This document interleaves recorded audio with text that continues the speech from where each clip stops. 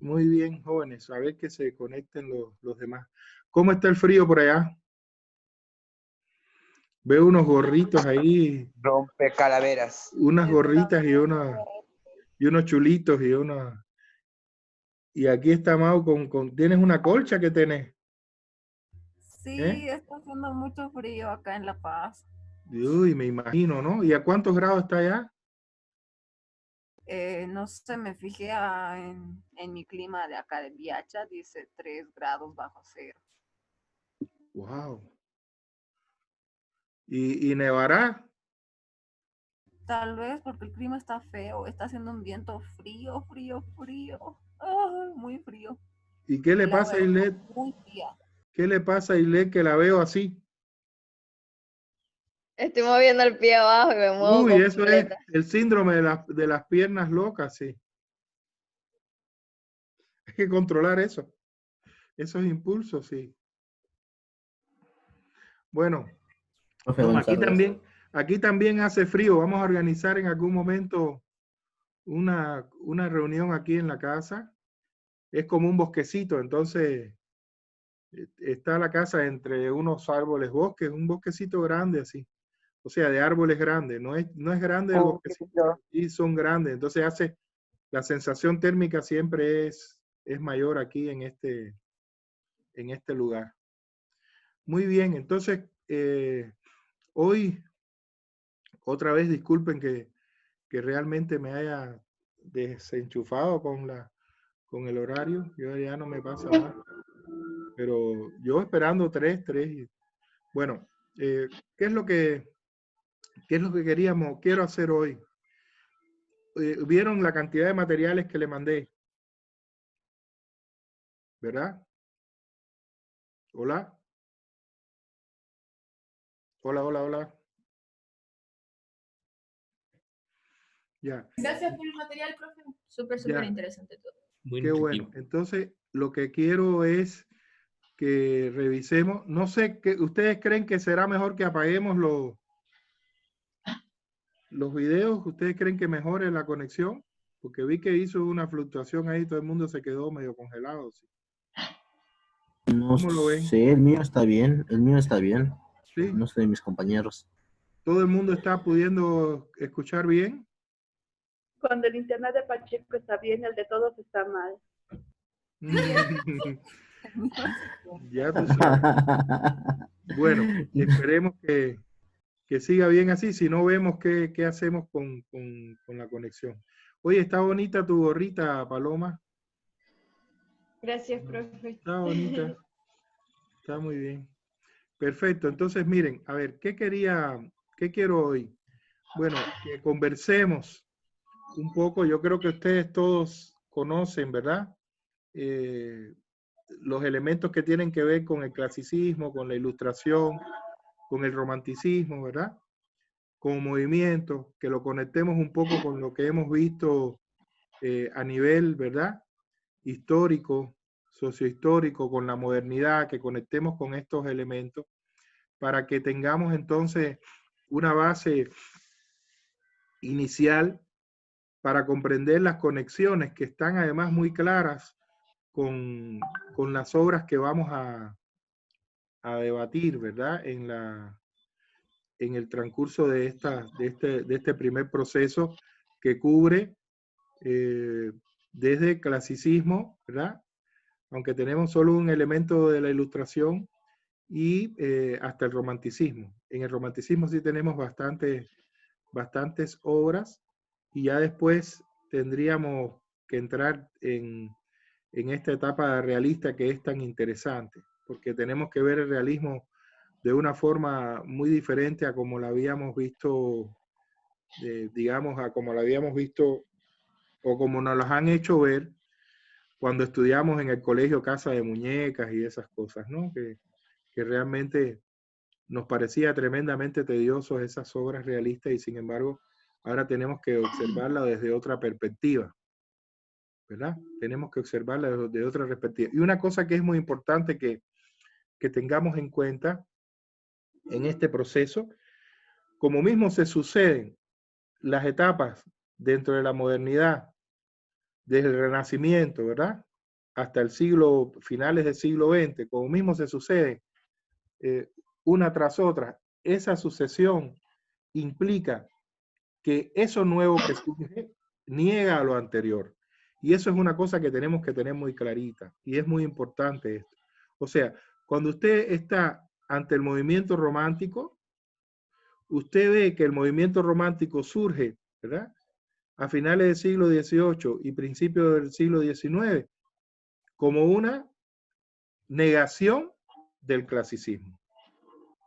Negación de los postulados del clasicismo, de la forma de ver el mundo del clasicismo. Y en el teatro, de la forma de hacer y de escribir teatro. Y los temas, todo. Y así entonces sucede cuando da paso, ¿verdad?, el romanticismo al realismo. Entonces, esto es muy importante que nosotros lo tengamos claro. Y lo percibamos en las obras. Y lo conectemos además con el contexto que hemos estado viendo en el inicio, ¿verdad?, con respecto a lo que tiene que ver con toda la etapa de la modernidad desde el Renacimiento hasta aquí, ¿verdad?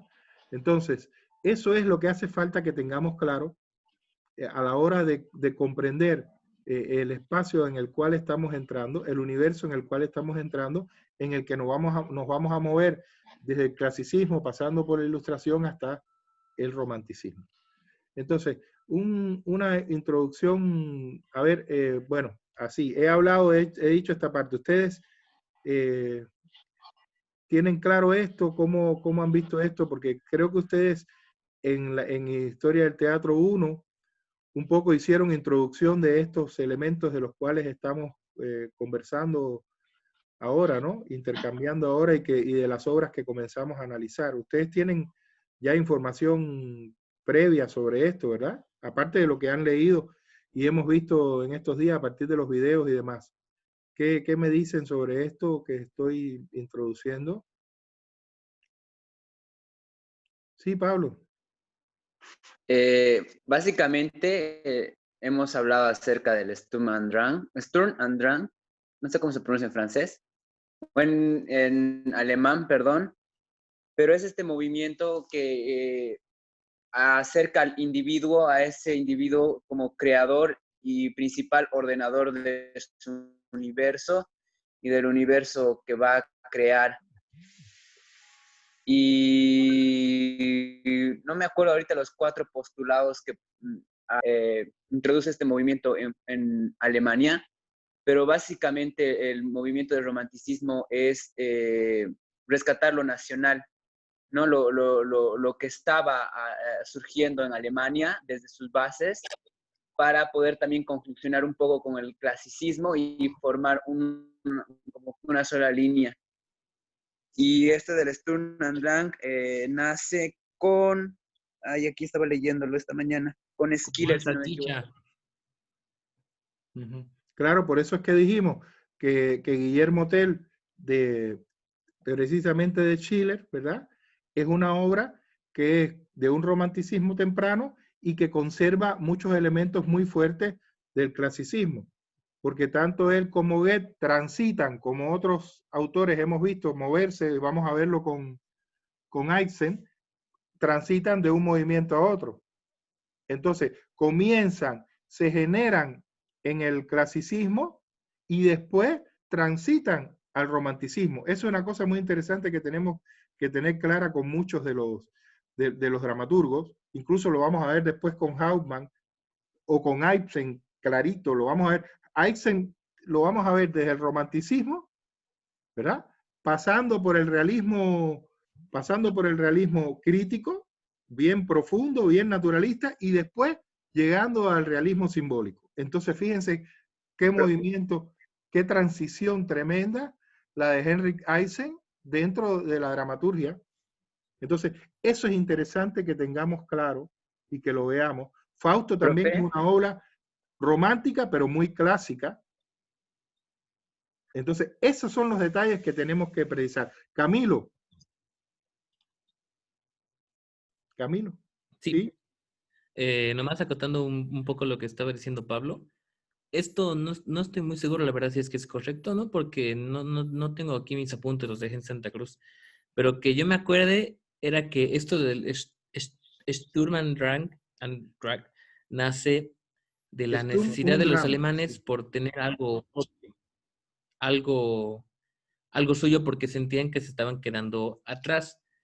Y creo que lo único que tenían era este personaje que se hizo súper famoso en su país, que era el Juan Salchicha, que hemos hablado mucho de este en esa clase.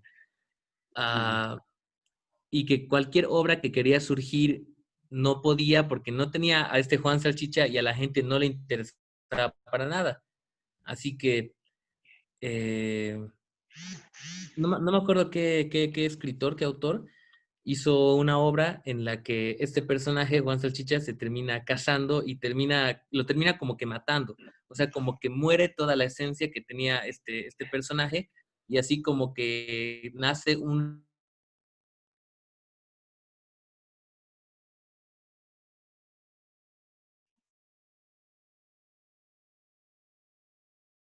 Se congeló.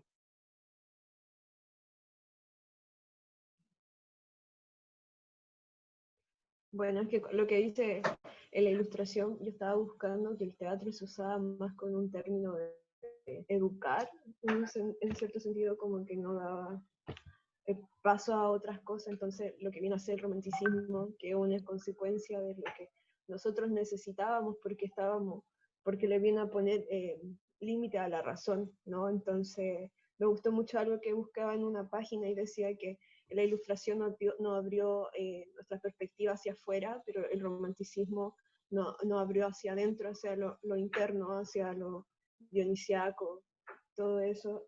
Y bueno, eso, ¿no? Como lo que vamos transitando es como lo que le...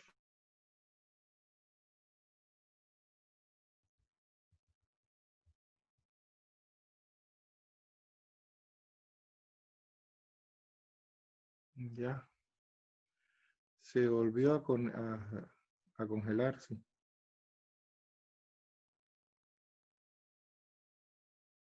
Hola, ¿ahora?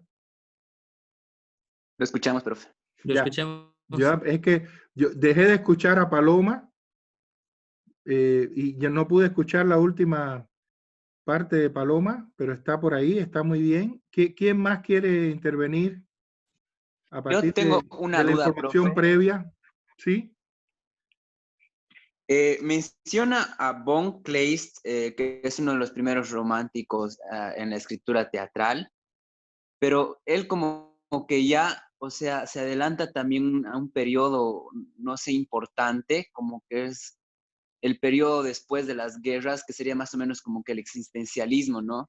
Y de cómo esta náusea y todo lo que va a surgir, de cómo es la desesperanza, de cierta forma, la angustia, porque él menciona que dice que el conocimiento es ilusorio y tras esto solo resta la desesperación. Entonces, ¿cómo un romántico, creo, en su pureza o en su manera de escribir, de ver las cosas, de contemplar las cosas, ya se adelanta a un periodo como que ya no, más allá de eso, ¿qué nos depara, digamos? Y esa era la cuestionante que tenía, que me resonó mucho. No, es perfectamente coherente, es lo que estaba diciendo Paloma, que no sé si pudiste escucharlo, se cortó precisamente en esa parte, y es precisamente el romanticismo en el sentido de negar la razón, ¿verdad? Y abrirle las puertas a lo que tiene que ver con la subjetividad, a lo que tiene que ver con las emociones, a lo que tiene que ver con los sentimientos más profundos, a lo que tiene que ver con la pasión desbocada. Ajá. Entonces, eso también, aparte de que aflora, es reflejo de la negación que se hace del clasicismo. A ver, vamos a alguna intervención más para poder trazar así una línea. ¿Alguien más? ¿Ya? ¿Nadie más? Profe, Sí. perdón. Dime, Pablo. Más que una acotación de información. Perdón, ¿se escucha? Sí, se Soy escucha. Carla. Más que una acotación de información de algo que he investigado, es esta duda de si hay algún periodo que no haya sido en base a la negación del anterior. Cada vez que avanzamos es dándole una negación a lo que venía antes y esta dialéctica de cómo avanza la historia y todo. ¿Existe en algún momento qué deberíamos hacer nosotros para poder aceptar lo que hay y sobre lo que hay construir para generar algo nuevo, para producir algo y avanzar? O siempre toda la historia de la humanidad ha sido negar lo anterior y darle lo contrario, después de nuevo lo contrario, y no sé, llega a ser absurdo, nunca llegamos a construir algo real. Profe, y algo más que quisiera acotar, perdón, por favor. ¿Puedo? Dale, dale. Acerca de esto de la subjetividad, y ya más llevándolo un poco más hacia allá, digamos, este romanticismo, como la palabra lo dice, romanticismo, es una cosa mucho más amorosa de lo que llegaría a ser este existencialismo crudo después del periodo de las guerras, algo así, Claro, o es porque ya tú otra estás, cosa. no, o sea, tiene que ver, lo que pasa es que es diferente. Es diferente el movimiento existencialista del siglo XX. Es muy diferente al romanticismo. Lo que pasa es que el romanticismo, hay muchos autores, y yo estoy de acuerdo con ellos, que lo consideran una constante humana. Y ahí eso es un fenómeno muy interesante. O sea, ¿qué quiere decir esto? Que el romanticismo tiene innegablemente su época como movimiento en finales del siglo XVIII, ¿verdad? Y principio y hasta la segunda mitad del siglo XIX, en la cual empieza a afianzarse el realismo, por procesos lógicos que sucedieron ahí. Pero una serie de sentimientos, ¿verdad? De sentimientos. Fíjense, cuando hablamos de sentimientos, estamos hablando de elementos de la cognición humana que tienen que ver con qué. Por un lado, cómo percibes la realidad, ¿verdad? Y cómo esa realidad te emociona, ¿verdad? Percepción, emoción. ¿Hasta ahí estamos bien? ¿Sí? Percepción, emoción. Entonces, esa emoción comienza a ser procesada por la razón. Y al ser procesada por la razón, surge entonces el sentimiento. Entonces, hay elementos que tienen que ver con los sentimientos, que tienen que ver con determinados procesos humanos, que están en el romanticismo muy marcados y son muy importantes. Entonces, por eso es que de pronto uno ve en diferentes etapas del desarrollo artístico y de los movimientos que hay rasgos del romanticismo que se mantienen a lo largo de la historia. Otro fenómeno que tiene que ver también con un movimiento que se considera una constante humana es el barroco, ¿verdad? El sentido del barroco, el elemento del barroco, que lo puedes encontrar en otras culturas, ¿verdad? Lo puedes encontrar en Japón, lo puedes encontrar en China. Entonces, esa propensión a llenar el espacio, a abarrotar, que tiene el barroco, se considera también una constante humana. Entonces hay estudiosos que lo consideran así. Por eso es que tú puedes encontrar determinados sentimientos o características románticas en cuanto a los personajes en una obra que puede ser existencialista o en una obra que puede pertenecer a un movimiento actual de la no ficción. Y un personaje puede decirle a otro, pero es que tú eres un romántico, ¿verdad?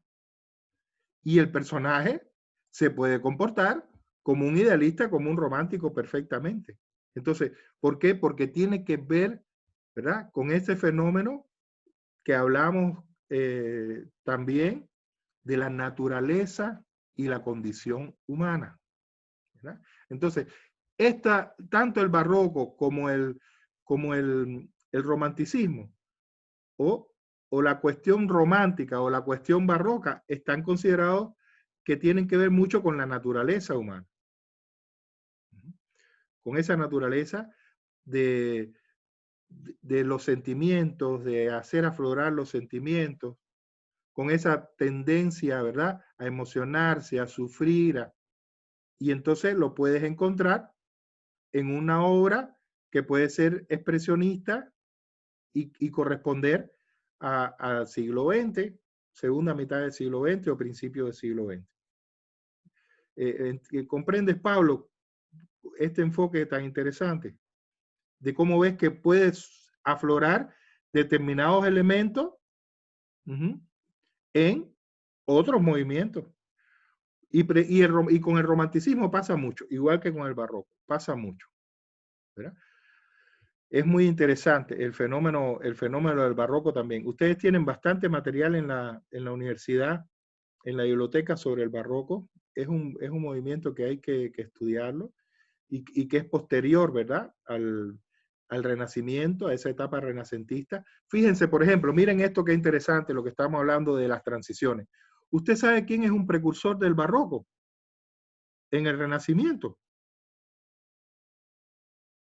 Uno de los tres grandes del Renacimiento es un precursor del barroco y del llamado manierismo. ¿Saben quién es? Miguel Ángel. ¿Qué les parece? Con todo lo clásico, ¿verdad? Con todos esos elementos clásicos, en su obra final empezó, ¿verdad?, a torcer las formas, a llenar los espacios, y se considera un precursor de barroco. Y lo mismo pasa, ¿se acuerdan cuando hablamos en la primera clase? Con Beethoven. El gran fenómeno de Beethoven es ese, que fue el último clásico y el primer romántico.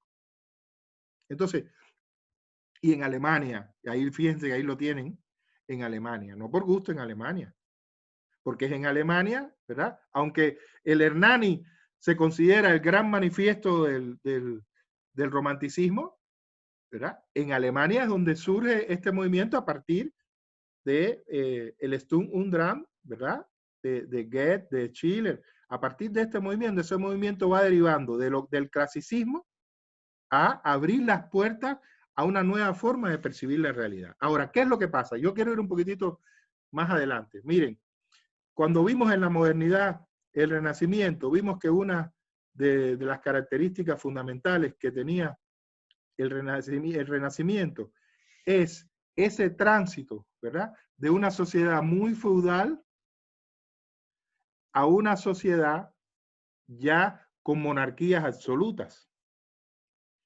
Entonces, y ya vamos a hablar primero del surgimiento del clasicismo.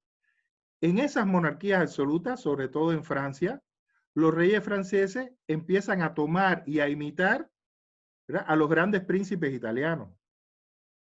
Y uno de los elementos que ellos toman es el elemento del mecenazgo. No por gusto, Leonardo da Vinci viene a morir a Francia, ¿verdad? Y el rey le entrega todo un castillo para que viva ahí los últimos años de su vida. Entonces, los reyes franceses empiezan a tomar como modelo a los principados italianos y a los grandes príncipes italianos, los Medici, los Sforza, son como modelos para estos reyes. Claro, después ya con Luis XIV llegaron a construir una forma propia, ¿no? Una forma propia con el Rey Sol. Pero en esta etapa inicial, ¿verdad?, que estamos hablando, en el siglo XVI, ellos empiezan a tomar y toman también el concepto de mecenazgo. Entonces, viene un proceso en el cual se unen tres cosas fundamentales. La primera, ¿cuál es? La dimensión de la razón, de lo científico, que vimos con la modernidad, como forma fundamental de interpretar el mundo. Por otro lado, las monarquías absolutas aliadas a eso, y desde ahí una iglesia muy especial, que es el comienzo del surgimiento de las iglesias nacionales. En Francia, el rey llegó a ser la cabeza de la iglesia, con autorización del Papa. Entonces, por un lado, una forma religiosa nacional, que ya está preludiando los nacionalismos tan fuertes que van surgiendo, ¿verdad? Por otro lado, una monarquía absoluta con un interés de mecenazgo, y entonces, ¿qué pasa? Que los artistas son acogidos por los grandes monarcas. Y empiezan a desarrollar su obra, sobre todo en el teatro y en el clasicismo, como lo van a ver en el caso de Racine, en el caso de Molière. Todo el padrinazgo del rey de Francia sobre Molière, que le entrega un teatro. igual a los grandes trágicos, ¿verdad? Racine, Corneille. Entonces, se empieza a ver esto, ¿y esto qué hace? Que entonces surja un arte muy marcado por los principios de la razón, por los principios de la objetividad, por los principios del orden. ¿Por qué? Porque está en armonía con esa sociedad moderna que está surgiendo, que plantea que solo es posible construir una realidad social, ¿verdad?, en beneficio de los seres humanos si se construye sobre lo científico, sobre la razón, sobre lo bien estructurado. Y eso es lo que origina el clasicismo. Por eso es que entonces se toma Aristóteles, ¿verdad? Se toma Aristóteles como modelo y con Aristóteles como modelo surgen las famosas interpretaciones de las 3 unidades, ¿verdad? Que ustedes conocen, ¿verdad? ¿Cuáles son las famosas 3 unidades?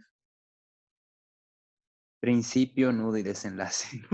No, las 3 unidades de ¿No? tiempo, de lugar y de acción. Ajá, tiempo, lugar y acción. Y ellos llegan a convertir esas 3 unidades en una camisa de fuerza, estamos hablando ya del clasicismo, en una camisa de fuerza para la construcción dramatúrgica de obras, o sea, para la construcción de obras dramatúrgicas, porque no me gusta, hay que evitar decir muchas veces se extiende y uno dice obra teatral, pero la obra teatral es más bien la conjunción del texto y de la puesta en escena, ¿verdad? Porque ya es teatro. Sin embargo, cuando usted tiene su texto escrito solamente, está hablando de obra dramatúrgica, ¿verdad?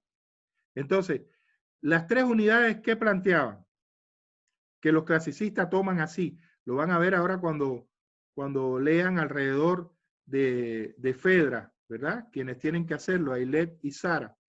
Las unidades que planteaban, unidad de acción. Y eso, innegablemente, fue un buen aporte. Porque, ¿qué pasaba con las obras en la etapa medieval o anteriores? Que se desarrollaban múltiples líneas de acción. Y entonces ellos concentran una sola. Hola, se cayó por un momento. Pues lo que nos iba a decir sobre cómo se desarrollaban las obras en el espacio medieval. Ya. O sea, múltiples líneas de acción en los misterios, ¿verdad? En todas esas estructuras medievales. Ahora, ellos que plantean una sola línea de acción. Una historia de principio a fin que se cuenta. Y eso fue innegablemente un gran aporte para la dramaturgia y para el teatro en su momento. Ahora, ¿cuál es el otro elemento? Que ya empieza a ser una camisa de fuerza, que después los románticos rompen, y aquí es donde viene, que vamos a caer en lo que diría Carla, y es la unidad de tiempo. ¿Y cómo funciona la unidad de tiempo? La historia tenía que suceder en 24 horas. Y ahí sí está grave el asunto.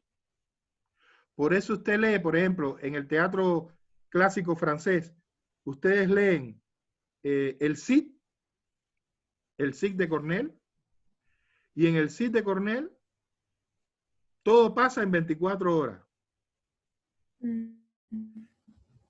El Cid se va a casar con Jimena, son prometidos, y de pronto el padre de Jimena, que es el campeón del rey, ofende al padre del Cid, que era el antiguo campeón del rey, que ya era un viejito. Entonces, el Cid defiende a su padre, don Rodrigo Díaz de Vivar, defendiendo a su padre, mata al padre de Jimena. Y entonces Jimena, imagínense ustedes, le mató al padre. Todo esto en 24 horas. Entonces, de pronto, Jimena no quiere saber nada de la relación con él, y en ese momento atacan los moros al reino. El Cid sale a defender el reino, vence en la batalla, y cuando regresan, entonces se casan. Todo esto en 24 horas. ¿Comprenden lo que estoy diciendo así con rapidez? Todo tiene que pasar en 24 horas. Una camisa de fuerza tremenda. Entonces, se forzaban los argumentos, las historias, para que poderla desarrollar en 24 horas. Y lo otro era la unidad de espacio, o unidad de lugar, como se dice. Todo tenía que suceder en el mismo lugar. Entonces, eso se impone como canon, porque esa es una característica fundamental del clasicismo, y que está en armonía con lo que nosotros vimos de la modernidad, ¿verdad? De poner por encima de todo la razón, la precisión, la objetividad, los modelos. Y por lo tanto, todo tenía que estar súper estructurado. No había espacio, ¿verdad?, para esa creatividad desbordada, no había espacio para las emociones. Al contrario, los principios clasicistas planteaban todo lo contrario, controlar las emociones. Incluso eso llega hasta la actuación. La actuación también tenía esas características. Muy hierática. Si han visto Molière, la película, y ven algunas representaciones que salen en la película de las tragedias de la época, era muy hierática. Incluso después, ya en la ilustración, casi todo el teatro que se escribe en la ilustración es para ser leído en pequeños cenáculos. Y ese es otro fenómeno del clasicismo. Como le tenían terror a lo popular y a lo que era aceptado por la grande mayoría. Por eso hay un cambio tremendo de negación, como estábamos hablando y decía Carla, entre el clasicismo y toda esa etapa, ¿verdad?, de transición del medioevo y el renacimiento, que podemos caracterizar a través de Shakespeare, ¿verdad?, a través del teatro del siglo de oro en España, que era un teatro tremendamente popular. Entonces, ¿qué era lo bueno para los clasicistas? No lo que era popular. Si era popular, de hecho, de inicio era malo. De inicio estaba mal. ¿A quiénes tenían que aplaudir una obra artística del clasicismo? Los grandes teóricos humanistas, que estaban en las cortes. Por eso es un teatro para pequeños espacios, para la corte, para espacios incluso no teatrales dentro de las cortes. La película de Molière es un reflejo clarito de esta etapa. Yo la tengo, no sé, pensé que la había traído, pero parece que la tengo en Cuba. Pero yo creo que se puede conseguir ese filme. Yo voy a explorar es de Adrienne Mushkine, ¿no?, la directora del Circo del Sol. Excelente, tiene 2 partes, es una película larga, pero es maravillosa. Y ahí se ve precisamente toda esta etapa con mucha claridad. Entonces, lo que tenemos que entender, ¿verdad?, del clasicismo es precisamente eso, la razón por encima de todo, el orden, la organización, la capacidad del ser humano de dominar el mundo y dominar sus propios sentimientos, de controlar sus sentimientos. Entonces, esas actuaciones que usted ve en ese teatro eran totalmente hieráticas, como recitativas, ¿no? Eran como estatuas que hablaban. La película la vimos el año pasado. ¿Es la del Rey mayoría... Sol? No, esa, la del Rey Entonces, Sol, ¿no? es esa época. ¿Cuántos alcanzaron a verla? Pero ¿Perdón? Pero esa no es la película de Adrienne Mushkine. Pero es que hay varias películas de la época. Molière, está Molière, y está una del Rey Sol, y está una que se llama El Rey Baila. No sé si han visto eso también. Esa. El Rey Baila. Ya. Claro, porque Luis XIV, como el Rey Sol, o sea, además lo logró, vamos a decir, si ellos construyeron un modelo de corte a partir de tomar de Italia, a partir de Luis XIV, ellos iluminaron a toda Europa.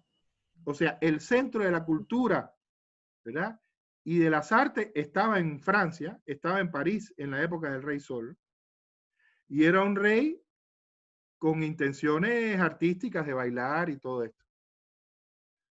Lo que desgraciadamente no era tan bueno, aunque sí era impresionante, ¿no? Los decorados que usaban y los maquillajes y el vestuario con el que aparecía en la corte.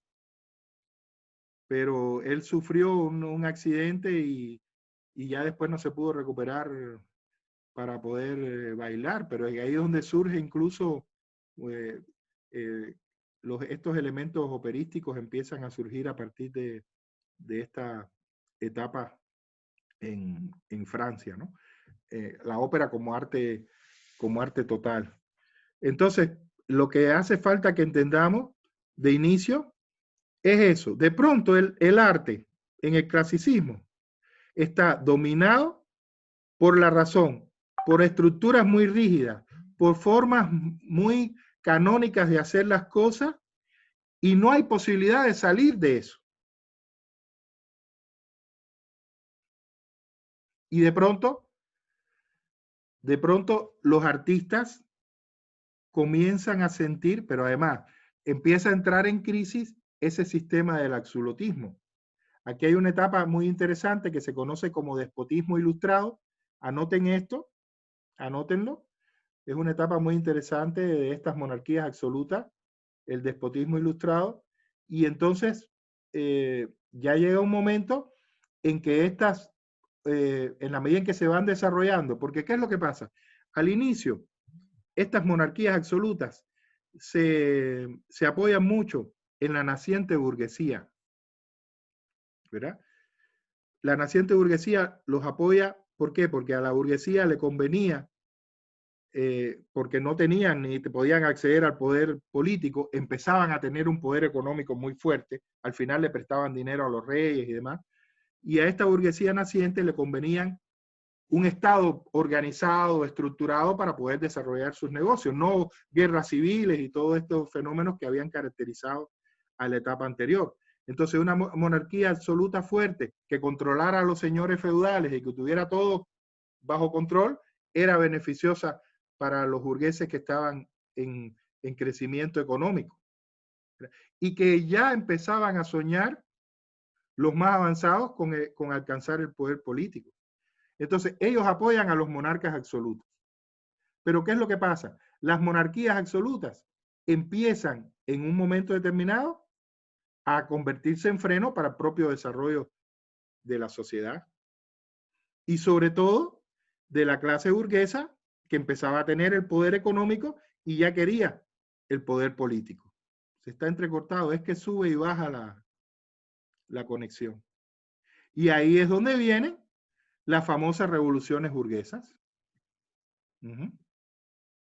Ahí es donde surgen las famosas revoluciones burguesas. Cuando esas monarquías absolutas dejan de ser progresistas y se convierten en un freno para el desarrollo de las fuerzas productivas y de las sociedades. Y entonces viene la Revolución Francesa y la Revolución en Inglaterra.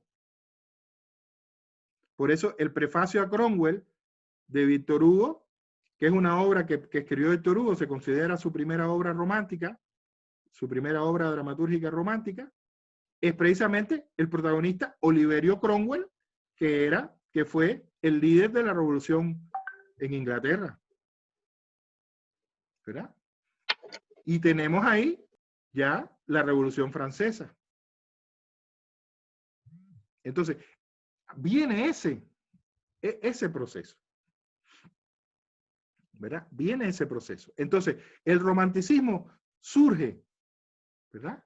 A partir de la negación de esa ferocidad clasicista que limitaba la posibilidad de expresar los sentimientos, las emociones.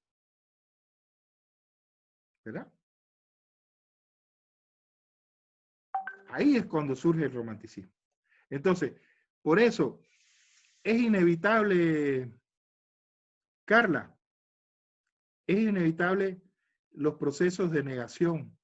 Incluso una de las genialidades de Marx y del marxismo como una filosofía extraordinaria y también desde el punto de vista, y no está reconocido, esto no tiene nada que ver con ideologías, está reconocido, ¿verdad? El marxismo como una filosofía realmente extraordinaria para comprender la realidad.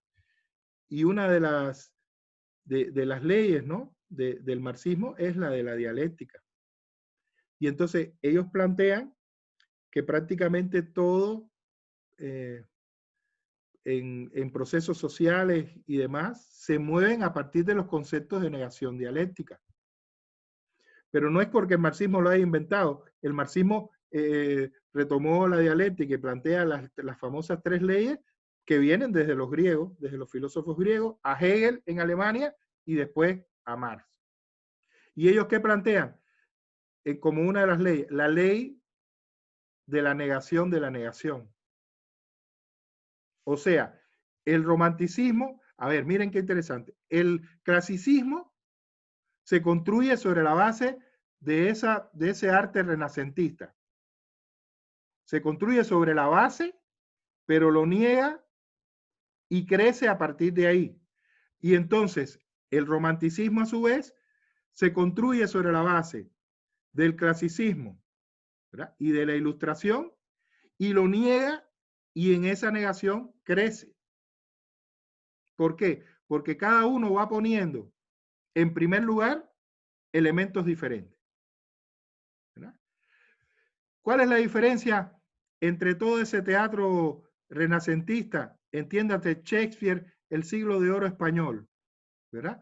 Poner orden y construir un arte culto, ilustrado, alejado de las masas populares. Todo lo contrario al teatro de Shakespeare, todo lo contrario al teatro del siglo de oro español. Un teatro para élites, para las grandes élites ilustradas. Y un teatro además que tenía que construirse sobre normas muy rígidas.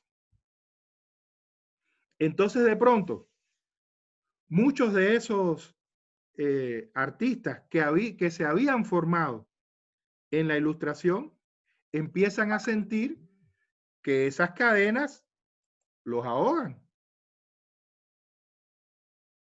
Y empiezan a sentir además necesidad de contar historias diferentes, de romper esa unidad de tiempo.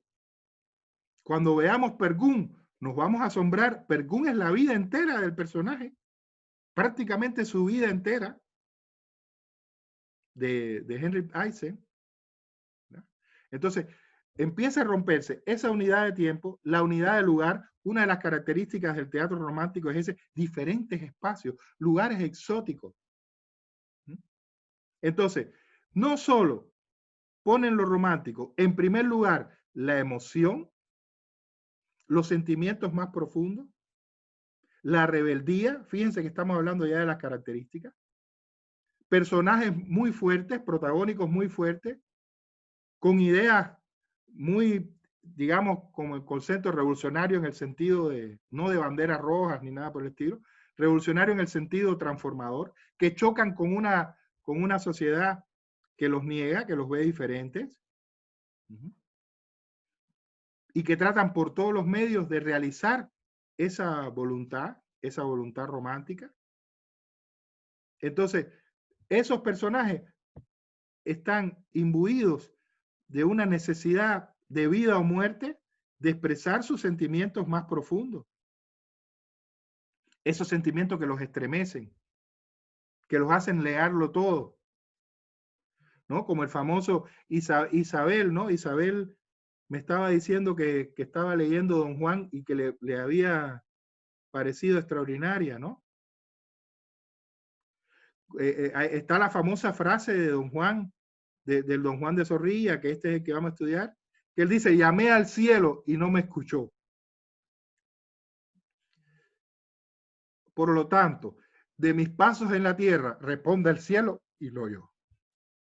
O sea, esa furia, ¿no? Tan fuerte de los personajes románticos es característica. Y los vamos a ver en el Pergún, lo vamos a ver.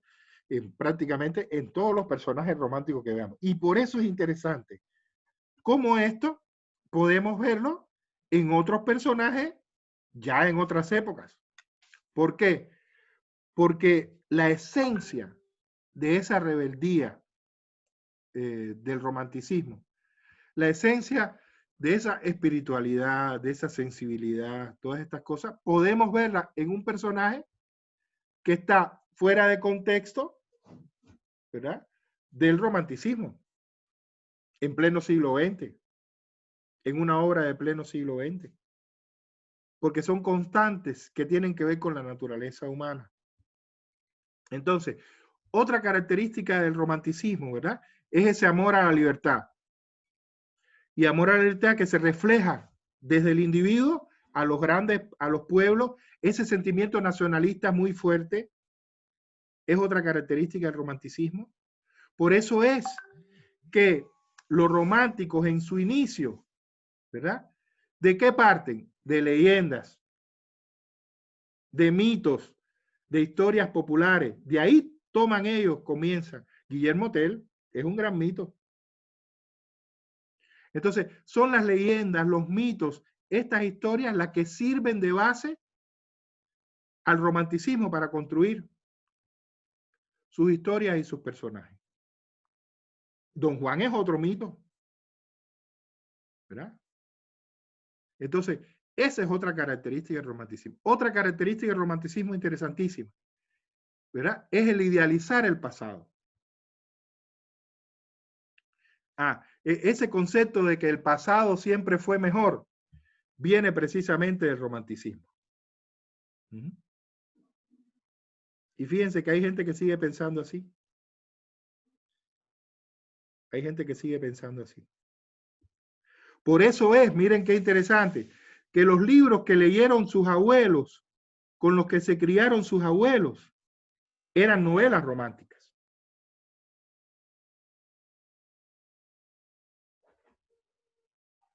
¿Qué leían sus abuelos? Pregúntenle. ¿Saben a quién leían sus abuelos? A Emilio Salgari, a Julio Verne, a Alejandro Dumas, Los Tres Mosqueteros, ¿verdad? Y esa es la literatura del romanticismo, que eran novelas de folletín que se publicaban en los domingos en los periódicos, ¿verdad? Entonces, de ahí vienen las series de radio y las telenovelas y todas esas cosas, por ahí viene. Son creaciones románticas. La novela por entregas. Entonces, los personajes de Julio Verne, los personajes, miren el principal personaje de Salgari, que me imagino que alguno puede ser que lo conozca, aunque ustedes son muy jóvenes. Pero recuerdan a Sandokan, el tigre de la Malasia, ¿no? ¿No han oído hablar? Clásico, pregúntenle a sus abuelos y a sus padres para que vean. Personaje de Emilio Salgari. Entonces, eso de refugiarse, de contar historias de lugares exóticos en el pasado, es muy característico del romanticismo. Y lo vamos a ver cuando veamos, cuando leamos Per Gynt, ¿verdad?, de Ibsen. Cómo se mueve por el mundo entero. Fausto, moviéndose entre la fantasía y la realidad por los lugares más exóticos y más extraños. Entonces, esa es característica del romanticismo también. Entonces, fíjense, si el clasicismo era control en todo, el romanticismo era desborde. Desborde. Desborde de los sentimientos, de las emociones. Como decía Carla, sacar eso de adentro y dejar que fluya. Esas emociones internas, los deseos más profundos. Yo estoy seguro que ustedes se van a impresionar muchísimo con estas obras. Con la muerte de Anton de Büchner, ¿verdad?, con el propio Per Gynt, con la obra de Pushkin, Boris Godunov, les va a impresionar muchísimo. Incluso hasta Guillermo Tell con la cierta frialdad que tiene. Pero hemos seleccionado realmente obras que... ¿A qué hora termina nuestra clase? ¿A las 4? Ya, muy bien. Entonces, ¿se entiende hasta aquí lo que hemos visto? Con respecto al clasicismo y al romanticismo. Hola. Hola, hola. Ya. Sí, Carla. sí, Carla. pero está recortado de mío. Uy, sí, con eso no puedo hacer nada, sí. A no ser que hagamos una reunión con distanciamiento. No brechtiano, ¿no? No distanciamiento brechtiano. Carla.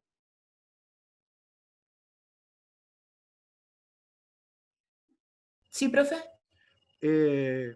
¿Cómo va tu curiosidad y tu duda con respecto a estas transiciones dialécticas? Ay, la verdad, profe, considero que estamos en un círculo vicioso, porque claro, No. pensando en el materialismo histórico y en la en la dialéctica que se plantea dentro de la lucha de clases y no sé qué, estamos todo el tiempo luchando por el poder, el poder de quién sobrepone a quién, y en esta lucha de poder, de quién está, quién domina, quién es dominado, siento que avanzamos y avanzamos en la historia sobre lo mismo, y no somos capaces de identificar qué es lo que está tan mal dentro del poder mismo en el que avanza esta lucha de clases. Entonces, viéndolo como desde el marxismo, por ahí al menos yo encuentro que es como repetir un error que solamente nos está conduciendo a este absurdo en el que estamos ahora mismo. Lo Ni que siquiera pasa, ya el marxismo, claro, en algún momento lo planteó, no sé, perdón, profe, dígame. no. Sí, termina esa parte.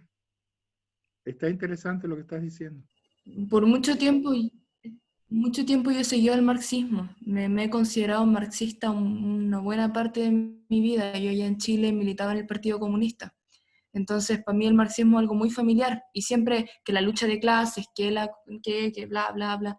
Pero al final este tema del poder es lo único que termina contaminando a la sociedad. Llevamos mucho tiempo luchando y luchando y luchando y luchando ¿por qué? Por dominar, por dejar de ser dominado. No le encuentro ya una lógica a esto. Vivimos en un absurdo súper grande y no sé si realmente lleguemos a alguna parte luchando por el poder. Entonces, esto mismo traspolado al teatro, a la historia y al arte, es complicado esto de la negación, porque desde los griegos que tenemos esta concepción de separar y de negar que el mundo de las ideas, que el mundo sensible, que esto y que lo otro, que la razón, que la sensación, que la emoción. Entonces, no sé si podamos llegar a algún punto en el que dejemos esto del separatismo y de sentir que uno es de un lado y otro es de otro lado y construir algo en conjunto. Lo siento igual como una utopía, eso para mí sería una utopía máxima. Sé que no es posible, lo tengo claro. El humano con suerte está gateando y le estamos pidiendo que corra y que vuele. Eso. ¿Ya? Y al final puede ser una percepción romántica de la realidad y imaginar una...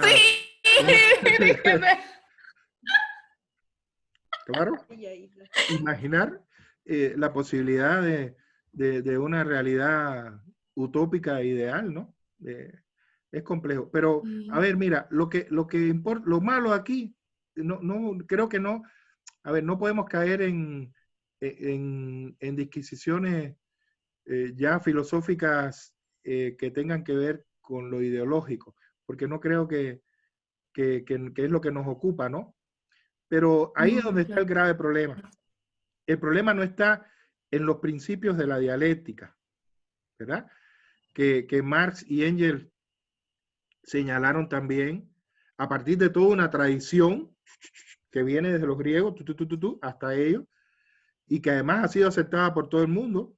No estamos hablando de una cuestión ideológica. El marxismo y en la economía, los aportes del marxismo en la economía y demás han sido extraordinarios. Lo que pasa es que cuando esto se traduce a ideologías, ¿verdad? Ahí es donde se echa a perder todo. Porque la ideología funciona como una religión. Entonces, ese libro que yo les propuse de Yuval, léanlo, ahí también está eso. El concepto, él plantea con absoluta claridad que el marxismo es una religión como el cristianismo. Porque tiene dogmas, porque tiene ideas, conceptos que hay que seguir y que hay que aceptar. Entonces, y tiene profetas. Entonces, el asunto está en cuando se convierte este principio filosófico que uno puede ver en la naturaleza, cuando se convierte en ideología y empieza a dominar desde el poder a los otros. Porque, por ejemplo, hipotéticamente, la sociedad socialista, ¿verdad?, y comunista en el futuro funciona bajo los mismos principios de la modernidad. El socialismo es una etapa menos desarrollada y estamos haciendo todo este esfuerzo para que el comunismo todo sea maravilloso. Igualito que en la sociedad de la modernidad, ¿verdad? El sacrificio de ahora es la maravilla de mañana. Cuéntenle a esos que llevan 60 años viviendo esa realidad. Entonces, cuando se convierte en ideología es donde está el problema. Pero el principio dialéctico es tremendamente válido. Porque analícenlo ustedes. ¿Cómo ustedes van a escribir una obra? Aunque no sepan nada de dialéctica, ¿cómo ustedes van a escribir una obra? ¿O van a hacer un montaje sin una concepción dialéctica? Por naturaleza lo entienden. ¿Qué quiere decir? ¿Cómo funciona? A ver, hay un conflicto aquí, hay un estado de cosas que de pronto es roto a partir de un elemento, una persona que viene y trastoca todo. Y entonces comienza una lucha y al final cambia el orden, se restaura el que estaba o viene uno nuevo. ¿Son así o no son así las obras? Cualquier historia que te cuente. Un filme, una obra de teatro, una película. ¿Son así o no son así? ¿Y eso no es dialéctica? Porque, por ejemplo, mira el ejemplo que quería ponerte yo y para que se den cuenta de la importancia de la dialéctica. ¿Tu mamá es perfecta, Carla? No. ¿Y tu papá es perfecto? Tampoco. Ahí tienes la negación de la negación. Tú eres su producto y sin embargo, tú empiezas a ver que hay cosas que no están mal, que están mal. Pero ahora te pregunto, ¿tu mamá tiene cosas maravillosas? Claro que sí. ¿Y tu papá tiene cosas maravillosas? Por supuesto. Ahí lo tenés. Esa es la dialéctica. Tú eres su producto, ¿verdad? Tesis, antítesis, tú eres su producto y tú ves en ellos una serie de cosas que ellos no ven. ¿Por qué? Porque tú estás situada en otro espacio, en otro tiempo, tienes otra percepción de la realidad. Entonces, si yo te digo, ¿cómo tú quieres ser con respecto a tu mamá y a tu papá? Tú me vas a decir, yo quiero ser lo mejor de mi mamá y lo mejor de mi papá. ¿Sí o no? Totalmente, sí. Esa es la dialéctica. Wow. ¿Viste? Esa es la dialéctica. Pero para hacer eso no tienes que asesinar a tus padres. La cuestión del poder. Ni tienes que echárselo en cara. Sencillamente, como un proceso interno, cada cual dice, ya. No puedo repetir esto. No puedo repetir este modelo. No puedo repetir esto que está mal. Tengo que hacer las cosas que están bien. Y tengo que tomar lo positivo, ¿verdad? Tomar lo positivo y desechar lo negativo. Y construir en mi ser humano lo mejor de ellos dos. Porque al final eso es lo que tú eres genéticamente, una mezcla de ellos dos. Pero a nivel de razón y de percepción de las cosas, tú tienes que unir en ti como comportamiento social, actitudes, forma de ver el mundo, lo mejor de ellos dos. Entonces, esa es la dialéctica. Entonces, la dialéctica puede ser ejercida, incluso socialmente, de una forma constructiva. ¿Dónde está el problema? Cuando se convierte en ideologías muy cercanas a la religión. Muy cercanas a la religión. Porque hay que ver, para terminar esto, y nos demos cuenta de esta cuestión de la dialéctica, hay que ver dónde hubo primero campos de concentración, si en la Unión Soviética o en la Alemania nazi. En la Unión ¿Y sabes qué es lo Soviética. más probable? Que fue en la Unión Soviética donde primero hubo campos de concentración. Se sabe. Entonces, no es porque el comunismo sea malo, no es porque no sé qué, es porque el poder, los hombres, ¿verdad? Desde esa naturaleza humana terrible, tergiversan las cosas. Tergiversan las cosas. Es ahí donde viene el problema. Y eso es, esa misma sensación dialéctica, es la que sentían los románticos. ¿Verdad? Esto nos está ahogando. Esta forma de crear, esta forma de expresarse, nos está ahogando. Esa película, traten de ver esa película. Yo la conseguí para que viéramos algunos fragmentos allá en la escuela, pero desgraciadamente no, bueno, pasó todo esto. Pero esa película, Copiando a Beethoven, que se acuerdan que les hablé, incluso les mandé, creo que un fragmento de video de esto, de esta película. Hay un momento en que Beethoven, ya haciendo sus cuartetos para violín finales, que fue lo último que hizo, que son obras ya del romanticismo, y la pequeña, y en la corte, en ese pequeño grupo de personas donde él presenta todo eso, la gente se horroriza y dice, ahora sí está sordo, qué horrible lo que ha hecho, y todo el mundo se va y lo dejan solo ahí. Él dice, el problema es que no lo van a entender porque esta no es una música para ellos.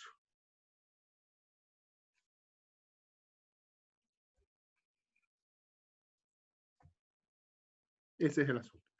¿Y por qué no lo entendían? Porque son personas las que estaban ahí formadas en esos principios clásicos. Entonces, una música romántica, libre, imposible de entenderla. Iban a decir que el tipo estaba sordo y que ya era un desastre. Y entonces él dice, no, esto es para otros que todavía no están aquí. Entonces, es ahí el concepto. Por eso es que muchos artistas se adelantan a su tiempo, son incomprendidos en su tiempo y 30 años después, un siglo después, lo retoman así como precursores de lo que hoy existe. Eso es algo común. ¿Verdad? Eso es algo común. Y eso sucede con los precursores, con los que inician, abren las puertas. Y estos románticos que vamos a ver nosotros, todos abrieron puertas. No hay ninguno que haya sido uno del montón. Porque Víctor Hugo abrió las puertas del romanticismo en Francia. E hizo que se impusiera sobre el clasicismo, ¿verdad? Pushkin se considera uno de los padres de la lengua rusa, ¿verdad? Y un escritor súper venerado. Büchner, si no se hubiera muerto tan joven, todo el mundo planteaba de que iba a ser un otro Goethe. Zorrilla, lo mismo en España, ¿verdad? Entonces, son escritores que realmente unieron la cosa romántica, no solo, o practicaron el romanticismo, no solo en su escritura, sino en su vida, ¿verdad? Igual que poetas como Charles Baudelaire, ¿verdad? El poeta francés de las flores del mal, ¿verdad? Y otros, y los poetas simbolistas franceses. O sea, siempre adelantados a su época, abriendo los nuevos espacios del arte que al principio es incomprendido, pero después forman parte de la vida cotidiana y de las formas más acertadas de ver la realidad. Sí, ¿quién me quiere decir tú? ¿Quién era, Carla? Entonces, profe, ¿usted considera que es un precio para la... ¿Cómo?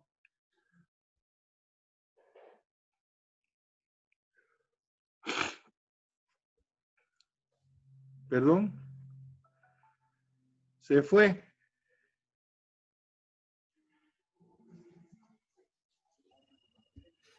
Hola, hola. ¿Ahí? ¿Se Ahora. escucha? Ahora sí. Ahora sí.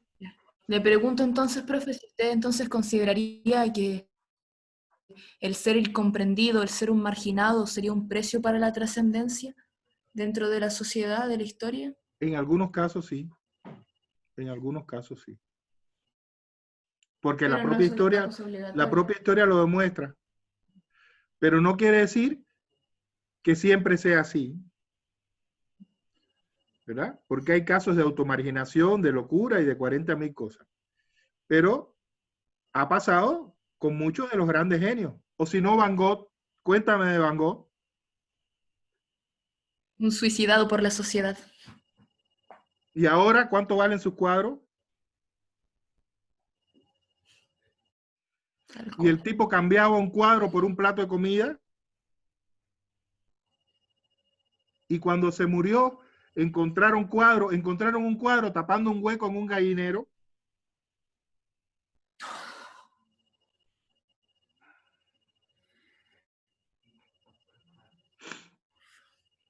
¿Y en cuánto vendieron ese cuadro en una subasta?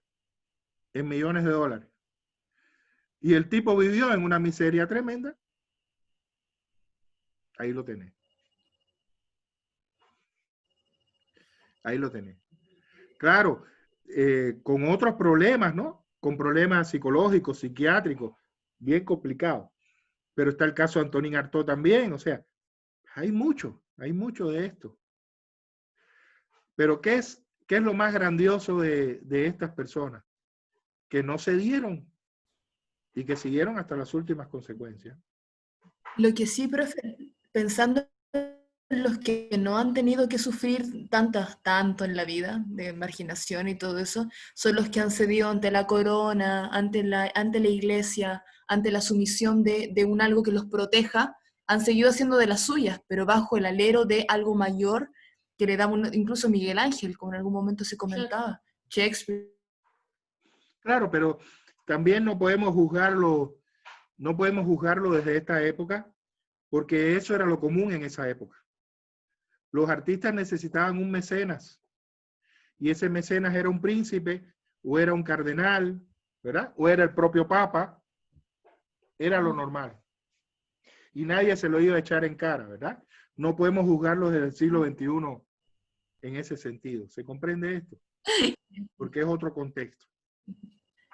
No puede salir a la calle con carteles, Miguel Ángel vendido, no sé qué. Chola de los papas. Ya no. No puede hacer eso. Chola de los papas, no. ¿Te das cuenta? Es otra época. Esa es lo normal. Y es lo mismo que pasa, en el clasicismo. Para Molière fue fundamental para poder escribir y hacer su teatro y poder hacer todo lo que nos ha legado, la protección del rey. Fundamental, que le dieron teatro, la seguridad, el dinero. Es así, es la época, es el momento. ¿Verdad? Es el momento. Es otro momento. Y desde ese momento es que hay que juzgar las cosas. Ahora, Carla, para terminar lo que tú querías saber, tenemos que tener claro una cosa con respecto a las perspectivas filosóficas. Dice que Sara, que igual ahora se necesita mecenas, ¿verdad? Claro que sí. Claro que sí. Lo que pasa es que ahora quizás no estamos dispuestos a ceder con respecto a los principios, ¿no? Y a los valores. Pero igual se necesita quien apoye, lógicamente. Entonces, una cosa que Carla, que es importante tener en cuenta, y cuando leí lo de Sara, ahora se me fue de la mente a partir de lo que tú decías. La comprensión del mundo. Por eso es que la tendencia, ¿verdad? La tendencia de una visión holística y transdisciplinaria se está imponiendo en la ciencia y en el arte y en todo. Y el paradigma de la complejidad, ¿verdad? Que implica comprender el mundo en toda su complejidad sin hacer lecturas que sean en cierto modo limitadoras, ¿verdad? De la comprensión de la realidad. No solo ver un elemento, sino ver todo. El paradigma de la complejidad es muy interesante y se está imponiendo en todo. Y los conceptos de transdisciplinariedad, ¿verdad? Fíjense que no estamos hablando de interdisciplinariedad, sino de transdisciplinariedad. Más allá de las disciplinas unidas, ¿verdad? Una realidad a otra que se construya desde el aporte de todas las disciplinas. Y a partir de eso se construye la visión de las cosas. Y el otro fenómeno tiene que ver con las nuevas tecnologías y el impacto en la sociedad en que vivimos. Entonces, yo creo que después de esto que estamos viviendo, van a cambiar muchas cosas, vamos a ver. Pero los enfoques complejos, la nueva perspectiva, así que no te angusties, Carla, las nuevas perspectivas de comprender la realidad en una dimensión más holística, más transdisciplinaria, más hacia lo oriental. Se está imponiendo mucho la visión oriental desde el oriente, ¿verdad? De las cosas. No tanto la visión occidental, que es muy reduccionista. Esa es la palabra que quería decir, ¿verdad? Ahora ya no se está, el marxismo también fue muy reduccionista, ¿verdad? Ese enfoque marxista convertido en ideología, ¿verdad? Yo recuerdo que uno de los postulados del marxismo, del materialismo histórico, decía que la conciencia social determina, perdón, que el ser social determina la conciencia social. Tú debes haber escuchado eso, ¿verdad?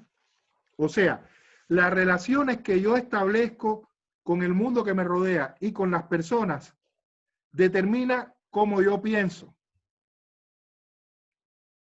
Eso es un postulado marxista del materialismo histórico. Sin embargo, la realidad nos ha mostrado que no es así. O sea, que el ser social, o sea, las relaciones que yo he establecido con las personas desde que nací hasta este momento en que estoy frente a ustedes, condiciona la forma en que yo veo el mundo, pero no la determina. La condiciona, no la determina.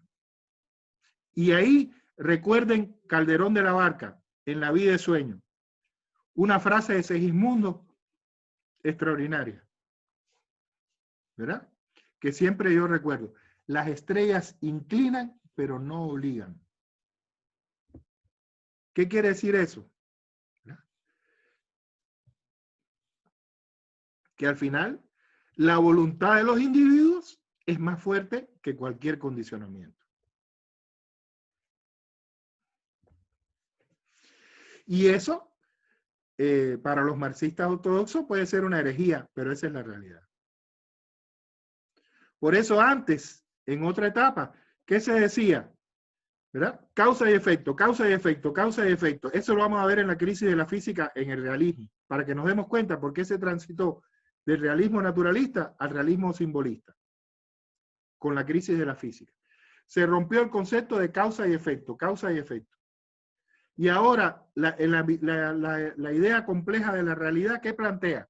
Que la causa también actúa sobre, que el efecto también actúa sobre la causa. Entonces no es solo que una causa actúa sobre un efecto, sino que a la vez ese efecto está actuando sobre la causa. Y eso siempre ha existido.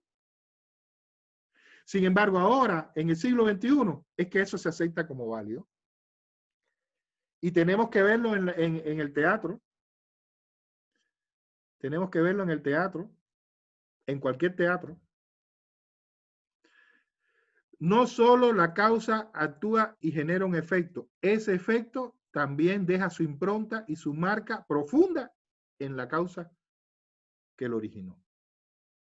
No es solo de aquí para allá, sino de allá para acá también. ¿Está bien? Nos quedan 15 minutos apenas, 20 minutos. A ver, revisemos rapidito. Entonces, todo esto, para que quede claro, espero que sí, que nos haya quedado claro, esa transición, ¿verdad? De la etapa shakespeariana, ¿verdad? Y del siglo de oro español, en transición hacia el clasicismo y después del clasicismo al romanticismo. Cómo se fueron, ¿verdad? Desarrollando este proceso de negación. Pero como la causa, ¿verdad? Recibe la influencia del efecto, entonces hay elementos de teatro renacentista en el clasicismo y hay elementos clásicos en el teatro romántico. Y hay elementos románticos en el primer teatro realista.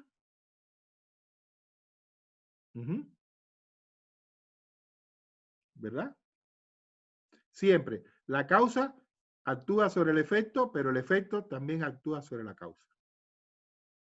Por eso es una relación en el arte de tradición y novedad. Hay una tradición, una novedad que se impone, pero esa novedad se construye desde esa tradición y así sucesivamente. Entonces, rapidito, veamos aquí que ya yo los tengo. ¿Qué hace falta que tengamos claro? ¿Me están escuchando? Hola. ¿Se escucha? Ya. ¿Qué me escriben? Miren, yo creo tenemos tantas obras, incluso la continuidad a partir de aquí, que yo pienso que nosotros tenemos que hacer 3 obras por día. Yo creo que nos da bien hacer 3 obras por día en 3 horas, exceptuando Fausto. Entonces, la propuesta, esto ya ustedes lo tienen en el WhatsApp. Comenzaríamos con el viernes 5 de junio, en el primer turno con Fedra y Racine, con Ailet y Sara, ¿verdad? Voy a ampliarlo aquí.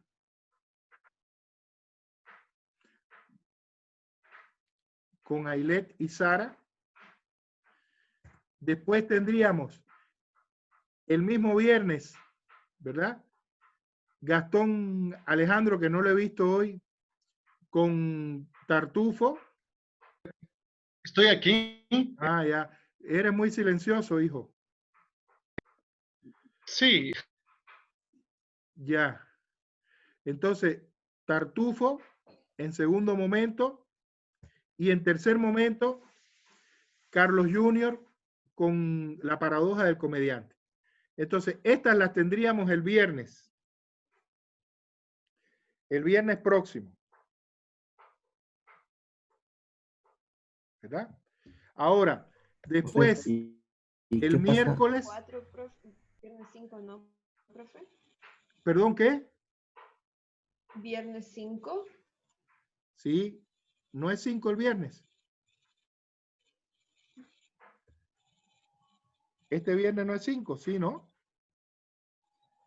Sí, sí, es 5. Claro, es 5. Entonces, viernes 5, después miércoles 10, Lili y Pedro Camilo en el primer turno con Schiller y Guillermo Tell. En el segundo turno, y estas sí serían 3 obras en este turno porque tenemos los 2 Faustos, ¿verdad? Estaría el grupo CAC, ¿verdad? el miércoles 10 en segundo turno. Entonces el miércoles empezaríamos con Guillermo Tell y terminaríamos con Fausto. Está muy bien para además relacionarla a las dos.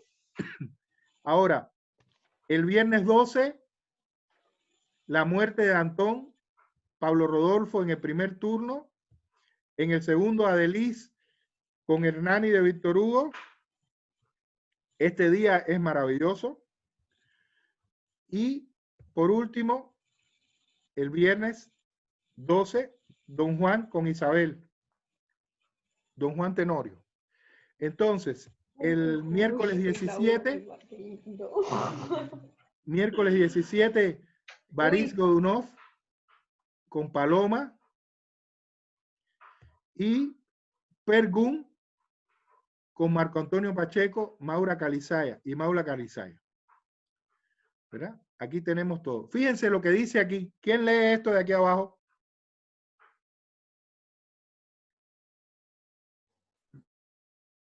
¿Lo ven? El drama de Ibsen es del drama moderno. Todos los caminos conducen hasta y desde allí. Martin Lang. Y no es mentira.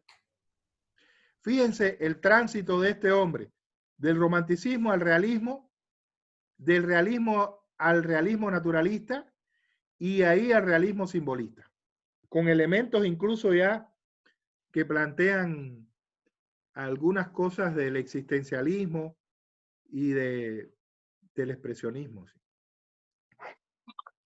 Muy interesante.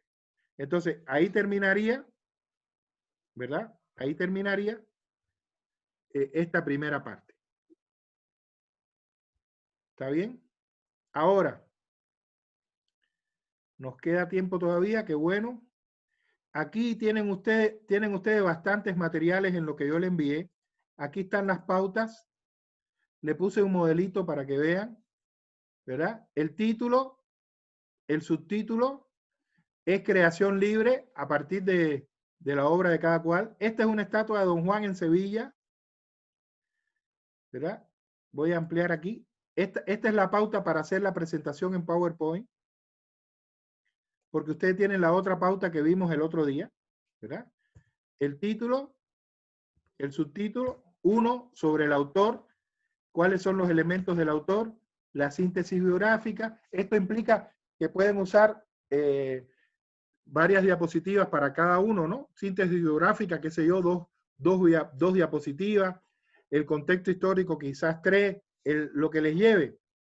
Pero síntesis, ¿verdad? Muy sintético. Fíjense que estoy hablando de síntesis.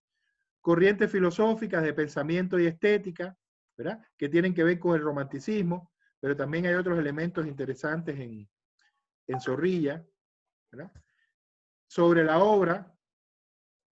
Esta es una foto de un montaje de Don Juan de teatro callejero en España, en Sevilla, aquí donde está la estatua. Elementos teórico-conceptuales de la obra, la corriente filosófica, la etapa de la vida en la cual se escribe la obra. Esto es muy importante que logren precisar esto, que es relacionando, ¿verdad?, la biografía con el momento en que se escribe, buscando esa información, la importancia de la obra en la producción del autor, sinopsis, estructura argumental externa y externa. ¿Cuál es la externa? Los actos y escenas. Bueno, tiene 5 actos y tantas escenas. En el primer acto hay tantas escenas, en el segundo hay tantas escenas, así. Es solo plantearlo. Y después, la cadena de sucesos, un poquitito como una especie de esquema. Aquí tienen absoluta libertad de tratar de precisar estas cosas, por lo menos lo principal. La valoración Perdón, Sí.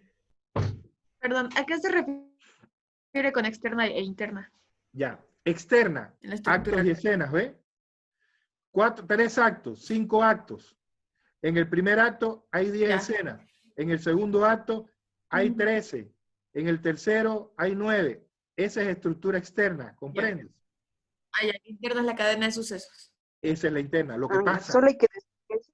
Lo que pasa. Perfecto. ¿Cómo empieza esto? Esto empieza que el suceso gestante, que generalmente no está en la obra, y el suceso inicial, ¿verdad?, que ya aparece en escena. Sin embargo, esto generalmente no está en la obra, pero se habla aquí.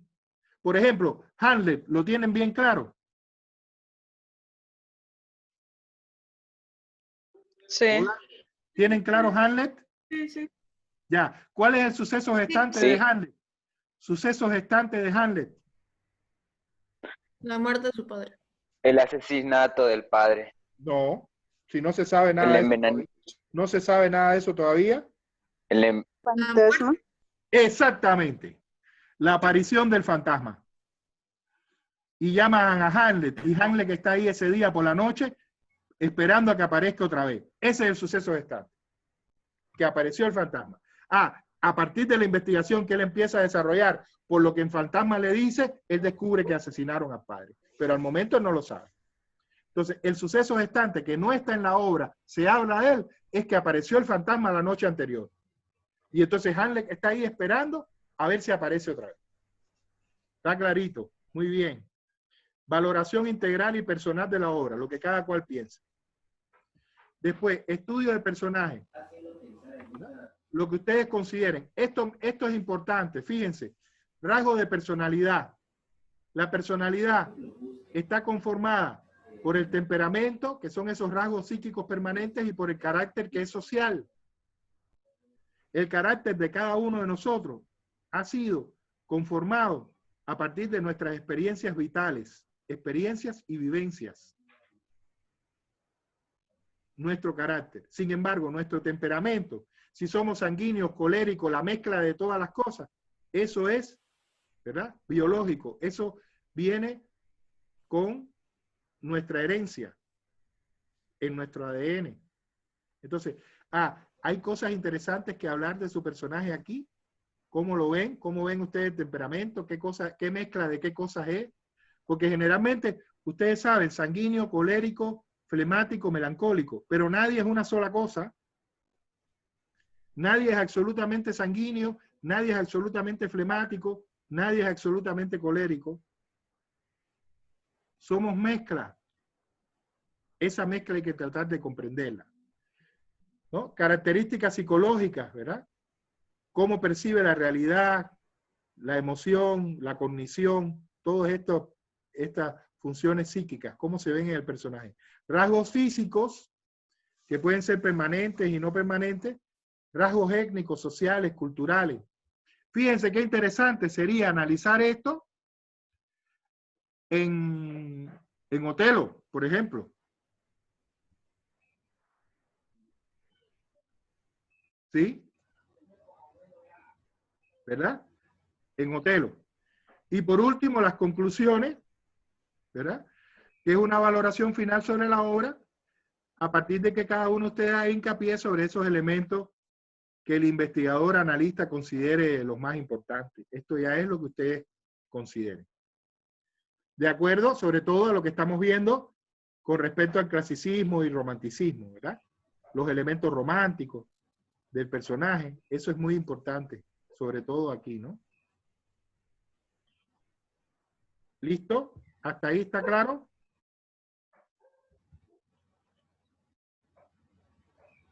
¿Claro ahí?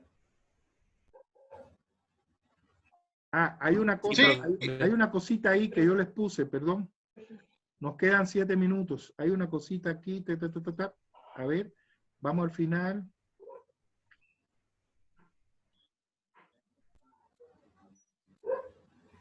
A ver.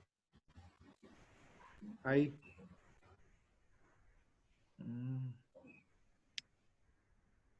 No. Entré a otro lugar. Aquí. Porque me faltó el final. La valoración final en las conclusiones y esto. Ya hay que ir aprendiendo. ¿Todo el mundo me está escuchando? Hola. Fuerte y claro. Ya, hay que ir aprendiendo ya a hacer un trabajo teatrológico con todas las de la ley. Entonces, no puede haber un trabajo que ustedes hagan académico y propónganselo, aunque los profesores no se lo exijan, que no tenga fuentes de información, ¿verdad? Porque usted no hace plagio todo el tiempo. Entonces, el trabajo de fuentes de información implica que ustedes hagan su listado de los documentos que han consultado. de acuerdo a esta norma y vayan aprendiendo porque con esto van a trabajar en la tesis. Y esa norma les he puesto aquí, ya lo vieron, material para trabajar eso. Aquí tienen un resumen de las normas, cuando se hace una cita y cuando se hace la bibliografía de referencia. ¿Verdad? Para que lo hagan bien bonito y les quede como debe ser. Les he enviado bastante material en ese sentido. Tienen el método también y tienen incluso, hasta les puse, miren, les puse una foto de las referencias. Si quieren, pueden no dejar este margen aquí en el segundo renglón y venir directo acá a justificarlo en el margen izquierdo, en vez de dejar esta sangría aquí. ¿Está claro? Puede ser así perfectamente. No dejar esta sangría. Ahí tienen un ejemplo de cómo quedaría. Incluso ahí tienen libros y tienen cuando es, por ejemplo, esta que dice, miren, es un título que está en una página web. O sea, tienen para todos los... Aunque yo creo que esto no se está viendo, ¿no? No se estaba viendo eso, ¿no? Se ve, profe, chiquito, pero se ve. ¿Se veía? Sí. ¿Se veía? Ahora sí. No, y esto se puede ampliar, lo que pasa es que está aquí debajo de... Aquí. Está aquí debajo y no puedo... No sé si puedo, no puedo hablar esto aquí, ¿ven? Aquí está, miren. ¿Ven? Ahí está, ¿ven? Un documento que ha salido de internet. Estas cosas le estoy mostrando para que lo hagan. Al final me lo van a agradecer porque esto es tremendamente útil. Va a ser tremendamente útil para aprender para ustedes.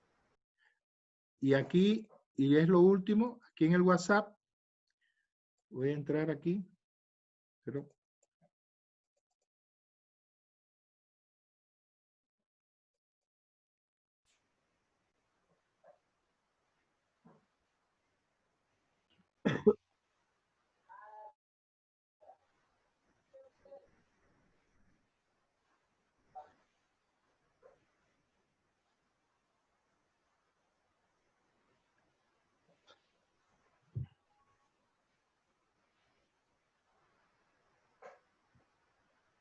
No me abre.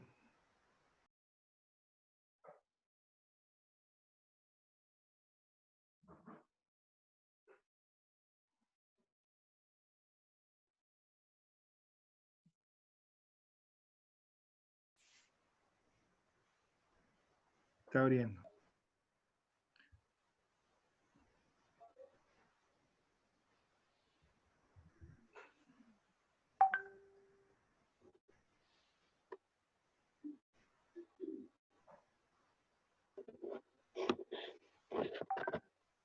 Aquí tienen ustedes todo el material, ¿verdad?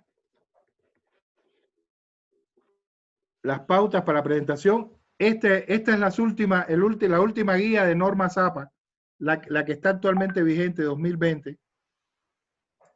¿Verdad? Aquí tienen los ejemplos. Aquí tienen el prefacio a Cromwell. Todo el mundo, por favor, leerlo ya para el miércoles, porque el viernes tenemos clasicismo. Pero para el miércoles todo el mundo haberse leído el prefacio a Cromwell, que se considera el manifiesto del romanticismo. Aquí tienen el método, ¿verdad? Aquí el estudio del texto dramatúrgico, que es cómo hacer el informe paso por paso, que lo vimos en la clase pasada, y el material de las obras dramatúrgicas. Listo. ¿Alguna duda? ¿Se creen con... No, profe, ninguna. con todas las fuerzas para hacerlo, ¿verdad? No. Le vamos a poner todo el power, pero no. Le vamos a dar toda la energía, pero a ver Todo de cómo sale. nosotros. Claro, claro que sí. Miren, recuerden, ustedes saben, hay muchas palabras que definen la vida, que definen lo que es la vida, lo que es vivir. Pero ¿saben cuál es la palabra que más define lo que es vivir? ¿Eh? ¿Saben cuál es para mí? Aprender. Aprender. Todo el tiempo. ¿Sí? Todo el tiempo estamos aprendiendo. Desde el primer grito cuando nos dan esa nalgada, ¿verdad? Hasta la última vez que respiramos. Estamos aprendiendo. ¿Sí? Hay otras que definen, pero esa es muy importante. Porque esa es como la madre de todas las palabras. Si no aprendemos, ¿qué vamos a poder hacer en la vida? ¿Verdad? Porque el amor es una palabra muy importante. Pero no se puede amar si no se aprende. ¿O no? Hay que aprender a amar. ¿Verdad? Muy bien, entonces nos vemos el miércoles, ¿verdad? Con esas 3 obras, con Fedra, que es un personaje fabuloso. Nos vemos, elementos románticos en Fedra, interesante. Nos vemos con Fedra, ¿verdad? Nos vemos con Tartufo, genial, ¿verdad? Un tipo muy a la moda, ¿sí? Y el camaleón, la doble cara, el oportunista, muy interesante. Y con la paradoja del comediante, que es un texto realmente muy a lo Diderot, ¿no? Muy incisivo, penetrante en todo el arte del teatro para la época en que fue escrito, realmente Profe, muy importante. Dime, ¿quién me habla? yo, Marco Antonio, profe, tenemos un problema de no aparece nuestro compañero Junior, el que hace la paradoja de un comediante. No está Junior. No. ¿Y qué pasa? ¿Qué dice la escuela?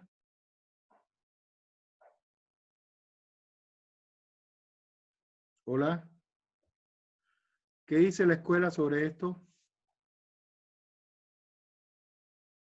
Pero a mí no me responde los mensajes este último, porque cuando le dio ya a usted el tema, yo le había escrito y le había dicho, esto te toca exponer, y me dijo, ya, desde la siguiente semana me conecto. No sé. Ya.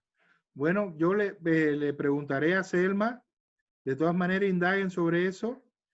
Si Junior no está, pues entonces dejaremos ahí la obra, no quiere decir que no la hagamos, yo creo que lo hacemos, pero entonces el viernes veríamos Racine y Molière. ¿Está bien? Que además cierra perfectamente porque cerraríamos todo lo que tiene que ver con el clasicismo, sí. ¿De acuerdo? Alexei, perdón. Dime. Sí, sobre Junior, sí, sobre Junior he tratado de comunicarme con él, pero no me contesta. Entonces, no tenemos idea de él, porque no ha estado en ninguna de las clases esta semana y no hay. Y si no le ha contestado ni a Marco, entonces no tengo idea. Ya, gracias. Así que no lo tomes en cuenta para ya, perfecto. Sí. Vamos a hacer entonces lo siguiente, muchachos y muchachas, a ver si están de acuerdo conmigo. Para el miércoles, ¿verdad? Ailet y Sara nos presentan Fedra. ¿Quién nos presenta Tartufo? ¿Quién está con? Gamón. Gastón. Gastón presenta Tartufo y entonces leamos todos la paradoja del comediante, las leemos todos y hacemos entonces un debate colectivo aquí sobre Diderot y la paradoja del comediante en el último turno. ¿Les parece? Sí, profe, genial. Sí, profe. Me parece una solución salomónica. El próximo miércoles Próximo miércoles. El próximo miércoles presento. No, Ya. próximo viernes. Viernes. Dentro Ok. de 2 días. Dentro de 2 días. De acuerdo. ¿Ya? Listo. Bueno, muchas gracias. Disculpen realmente que se me fue la hora. No va a pasar más. Cuídense mucho. Chao, Hasta chao, luego, chao. profe, que le vaya bien. Hasta Chao. luego, profe. Ya, listo. Bonita clase como siempre. Me sentí muy bien. Hasta luego, profe. Chao, Hasta chao. luego. Chao.